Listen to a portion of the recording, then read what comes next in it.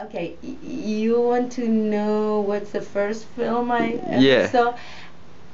I don't really remember, but I think it might have been 101 Dalmatians back in Argentina, and it taught me a huge lesson in solidarity. Of course, it was the first version of it. Um, yeah, but more better than going to your first movie and you'll learn with time is going to with your grandchildren to their first movie, and we did that last month. We went with my two grandchildren for the first time to the movies to see Happy Feet 2. Oh, their eyes, those huge eyes, and they were saying, big, big. They're used to the little screen and the computer, so that was that was one of the best experiences in my life with movies. But when I was a teenager in college in Argentina, um, we had this film club where we went every week, and they showed us the most amazing movies, very cheap.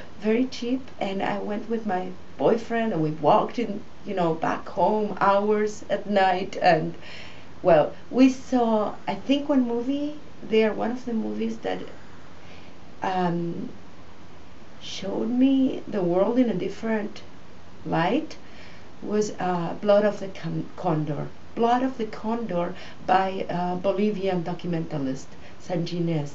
I thought it was going to be a very obscure movie. I googled it today to see the date it was issued, and the New York Times just had something on it this week. It's available here. I'm very happy. That movie was about how even the best intentioned intervention from a foreign country, during the era of Kennedy, how that can be rejected by a population. And it was about a forced sterilization. I mean, a sterilization without people knowing and going against the native people there. If a movie that is like at the center of my life, and it's today I force every single one of my students to watch it in the classes, is Las Madres, the mothers of Plaza de Mayo. And it inspired me a lot because it's the story of the mothers of the disappeared.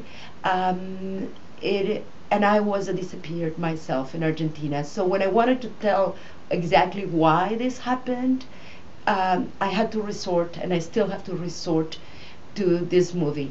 It inspires me because it's about these women who marched across the government house and who demanded justice, still demand justice, but demanded at the time to know where their children were. I was briefly a disappeared one. My mom could have been one of them. Also, it's inspirational because it was done by Susana Blaustein Munoz and Lourdes Portillo, and it made it to the Oscars. It was nominated for Best Documentary for the Oscars. I don't know. The other one, oh, I could even do the fourth. Do you want me to talk more about that? Yeah, yeah. No? If you want to, yeah, you That's can go as long as you want. okay. What I what puzzles me about Las Madres, the mothers of Plaza de Mayo, is first why it didn't win the best, documentary at the time. Uh, but also that is still in Argentina. It's not as well known as it is here. It was filmed here in the States by these two Latina women who are powerhouses. I mean, they're amazing, and they are also inspirational as directors. Um, the movie that really helped me for politically themed movie. Okay, that um, it really gave me a tool to work here in the States was, of course, Missing by Costa Gavras. Not only because I was a missing person in Argentina, and this is about a missing citizen, U.S. citizen in Chile, but also because at that time the movie was released, we were refugees from Argentina, we were survivors from the genocide there. We set tables outside the movie theaters, and we're gathering signatures for an American woman who was missing at the time in Argentina, who was in the hands of the military in Argentina, and she never appeared, but we that movie Missing helped us disseminate the word. Um, that's it, I guess.